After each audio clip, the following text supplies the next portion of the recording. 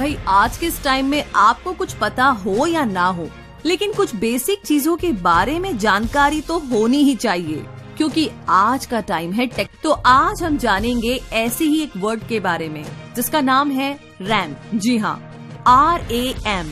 ये रैम क्या है? तो इस शब्द से ऑलमोस्ट सभी स्मार्टफोन यूजर्स परिचित है, क्योंकि जब आप नया मोबाइल लेने जाते हैं तो आपके मन में यही सवाल रहता है कि आपको कितनी रैम वाला मोबाइल लेना चाहिए, जिससे कि आगे चल करके आपको किसी भी परेशानी का सामना ना करना पड़े।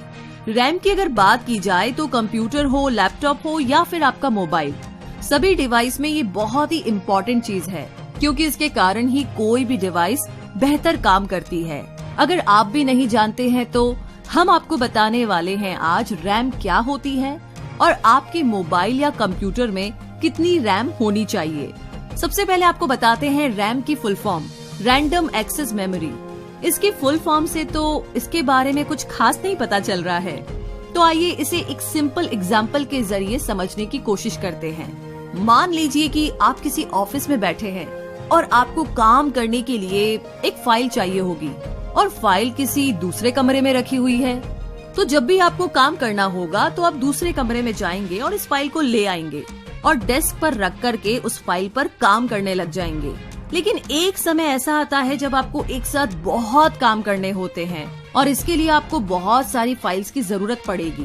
तो इस ज्यादा काम के लिए आपको ज्यादा फाइल्स रखने के लिए बड़ी डेस्क की जरूरत भी पड़ेगी। तो जब आपको कोई सा भी काम करना होगा तो आप डेस्क से उसकी फाइल उठाकर काम करने लग जाएंगे। जब आपका काम खत्म हो जाएगा तो आप वापस उन सारी फाइल्स को उसी कमरे में रख देंगे। तो जो रैम मोबाइल में होती है वो कुछ इसी तरीके से काम करती है। जो फाइल वाला दूसरा कमरा है उसे आप इंटरनल मेमोरी मान सकते हैं, जिसमें आपकी सारी फाइल और एप्लीकेशंस है, और जो डेस्क है वो आपकी रैम हो गई, जिस पर आप काम करते हैं। तो यहाँ इसका काम आपके आदेश के अनुसार, यानी कि आपकी डायरेक्शन के अनुसार किसी ऐप को ला करके उसे रन करना है।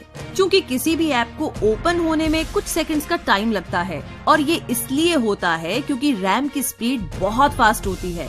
तो यहाँ इसका काम आपके इंस्ट्रक्शन के अकॉर्डिंग किसी भी एप्लीकेशन को ला करके उसे रन करना है। क्योंकि किसी भी ऐप को ओपन होने में कुछ सेकंड्स का टाइम लगता है, ये इसलिए होता है क्योंकि रैम की स्पीड बहुत फास्ट होती है। आप इस बात से अंदाजा लगा सकते हैं कि 1 GB रैम को बनाने में उतना खर्च आता है जितना कि 16 GB के मेमोरी कार्ड बनाने में होता है।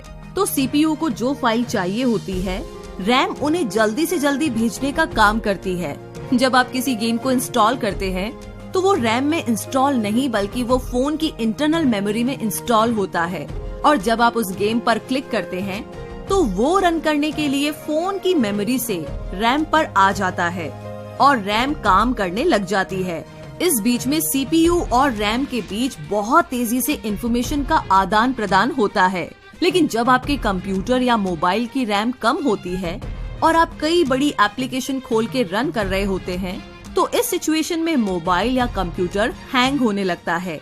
इसीलिए कहा जाता है कि ज्यादा रैम मल्टीटास्किंग के लिए उपयोगी होती है। और वैसे भी आजकल तो सुपर मल्टीटास्किंग है।